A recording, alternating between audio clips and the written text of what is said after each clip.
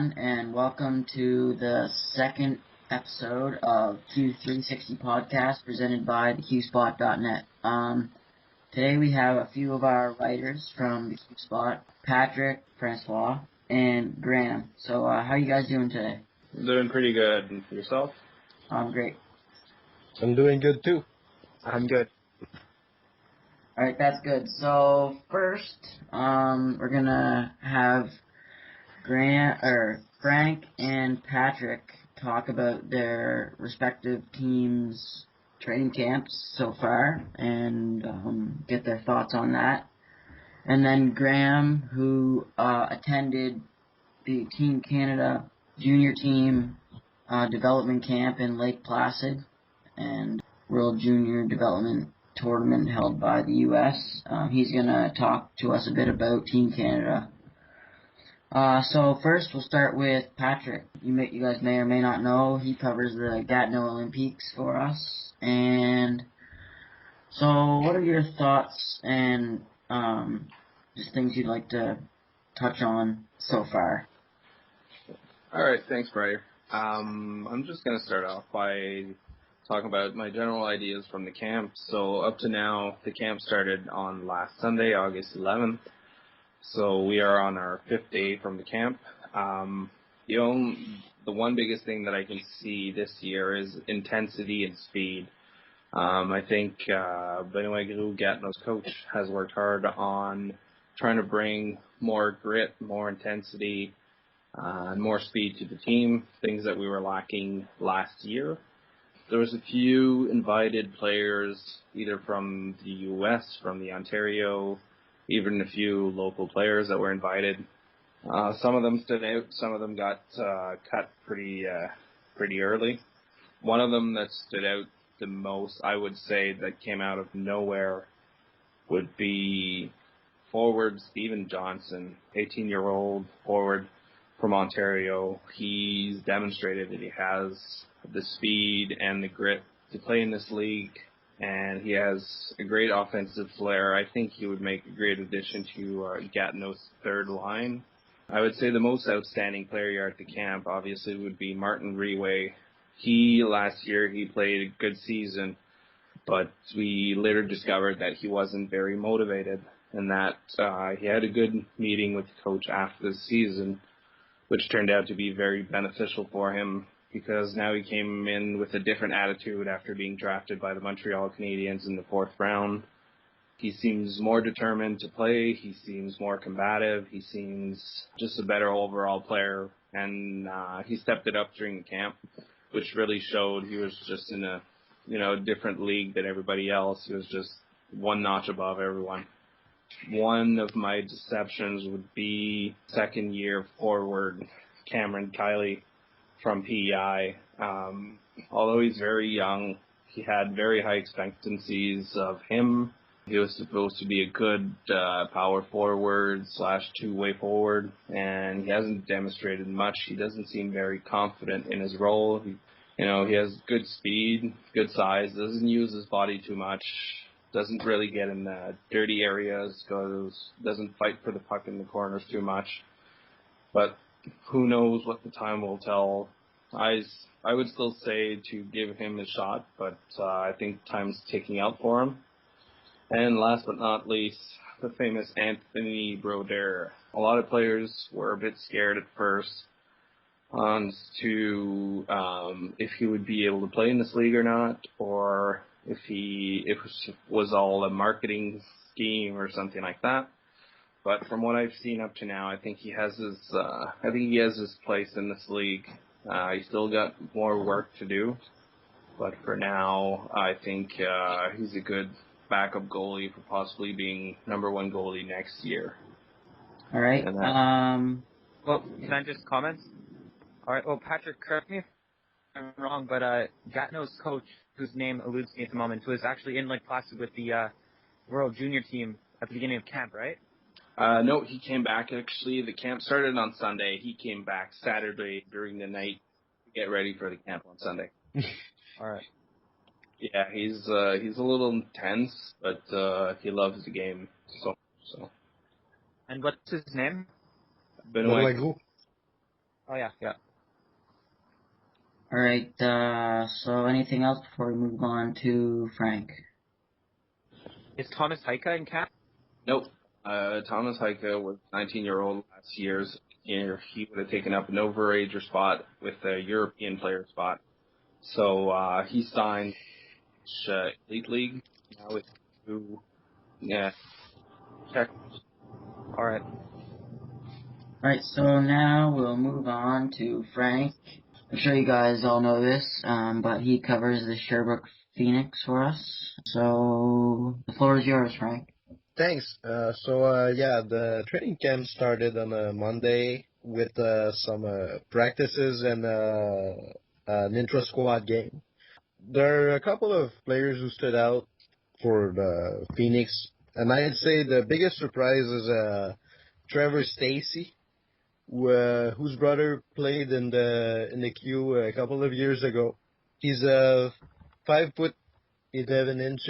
He's a forward. He's really big, really strong.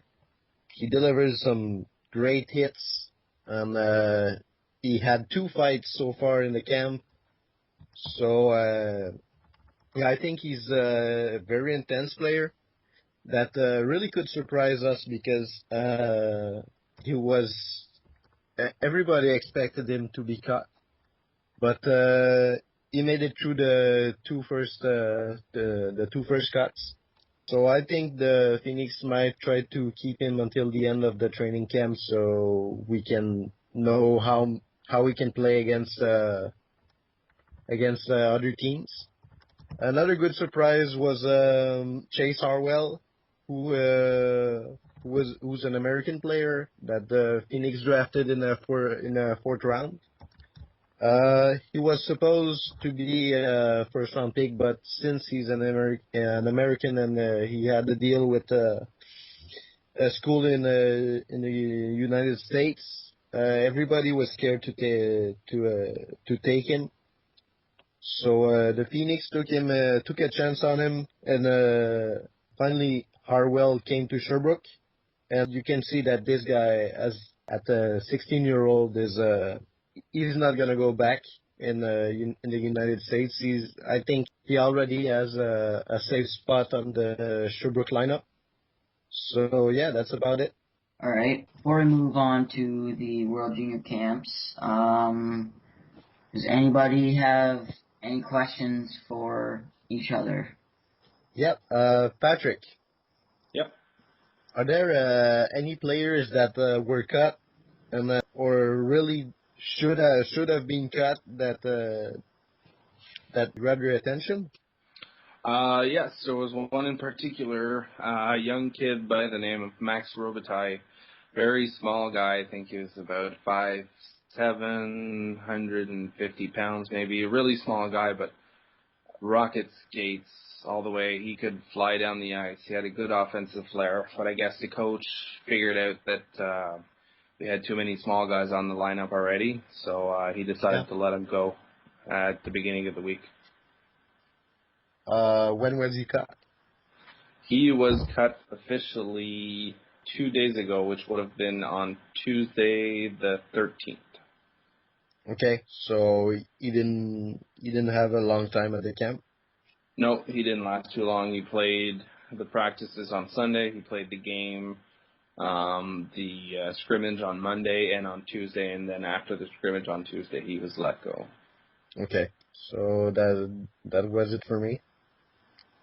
Frank, yeah, I have a question. Yeah. How's the goalie Jack Flynn looking in camp? Is he even there?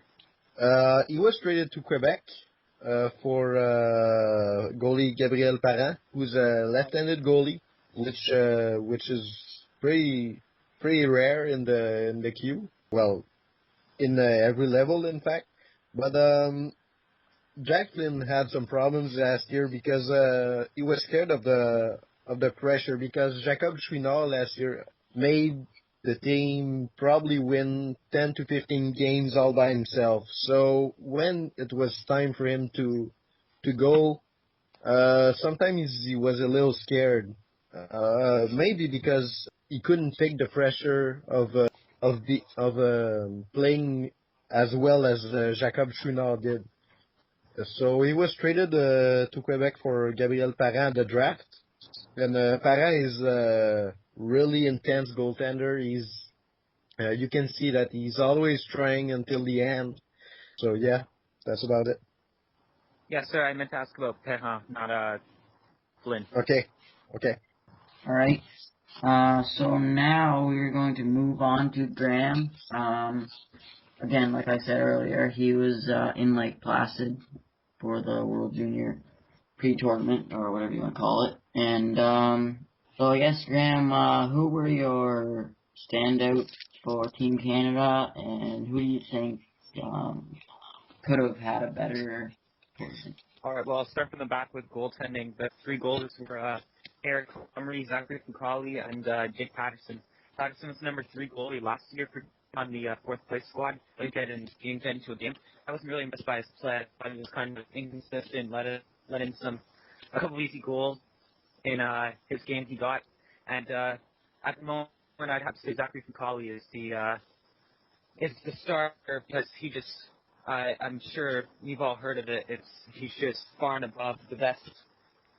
He was the best draft eligible goalie in North America last year. And Eric Comrie, he had a pretty decent game against Sweden, but it's just Fucali. He just outshined everyone at the camp. And then moving on to defensemen, there was a really explosive pairing there with Matthew Dumba and Darnell Nurse. Dumba, he can really bring a physical presence to the team, but he can also chip in on offense. That kind of allows Darnell Nurse just to slip behind and become that shutdown defender on that pairing. So I'm really looking forward to seeing more of them. And also Slater Cuckoo, who wasn't even filled in for an injured player. He is really a great asset to the team. He's the number 3 defender behind Nurse and Dumba. And moving up to the forwards, of course, all eyes were Connor David, the 17-year-old phenom, and he definitely impressed. He was on line with Seth, Reinhardt, and Max Domi, and they dominated in the first 2 games, and then Coach Brent Sutter kind of decided to split them up for the last game against the Americans. So McDavid kind of lost his luster in the final game. And another forward who really stood out was Frederick Gauthier, the Quebec player. He's just such a physical presence on that on the forward line. He's 6'5", probably weighs about 200 pounds, and he just really provided a whole other dimension to the game when he was on the ice. And another guy, the only guy who is returning from last year's team, aside from Patterson, is Charles Hudon, the Canadians' 5th round pick in 2012. Yeah, he's just so happy with the fact he can create plays, a great setup, and he put Houdini second in the. Yeah, so that's it for the camp. Okay. All right. So, is there anything else, either from the Q or from the World Junior perspective, that you guys want to discuss or talk about? I have a question for Graham about the camp. I was wondering, how did Emile Poirier do at the camp? He didn't seem to be doing too much. He seemed to be playing on the 3rd or 4th line. He didn't get many points in the games that he's played. So what did you think of him overall at the camp? Well, I didn't personally get to see him play, but as you said, he was kind of stuck on the 3rd or 4th line because there's just so much star power at that camp. But Poirier, I mean, you know better than anyone else. He's a great player. He's the 1st-round pick of the Calgary Flames, and hopefully he'll get another shot when the real camp comes around in December. All right, thank you. All right. So, is that it? Jordan Boyd. Is there anything? What are your thoughts on that, guys? Obviously, really tragic. I mean, he was a young kid, 16 years old, going to his first QMJHL, and really had a bright career ahead of him. Because I pulled up his stats on the internet on elite prospects, and he was quite the offensive presence, but also he was a big guy. He was only 5'11", I think, but he weighed around 180. So if he was able to grow he could have really been a great player for the Titan in the future. But as I said, it's really, really unfortunate. I think Graham said it all because I just have no words to describe what I was feeling when I learned what happened. A kid that just comes in and tries to realize his dream and falls down on the ice and dies. I don't know how that happened, but whatever the reason is, it's pretty sad. I just have no words. Yeah, same thing as Frank and Graham said. There's not many words to describe this event. I just hope for the best that they figure out that this wasn't self-inflicted by either being on drugs or trying to take something to help him during his Free workouts, maybe. yeah, exactly. Maybe taking some Red Bulls or things like that. I just hope that it's natural and that it's unfortunately it's not something that we could have been prevented. So. Yeah, that's pretty tragic for the league, but maybe it'll help with the league advancing with medical testing and stuff like that.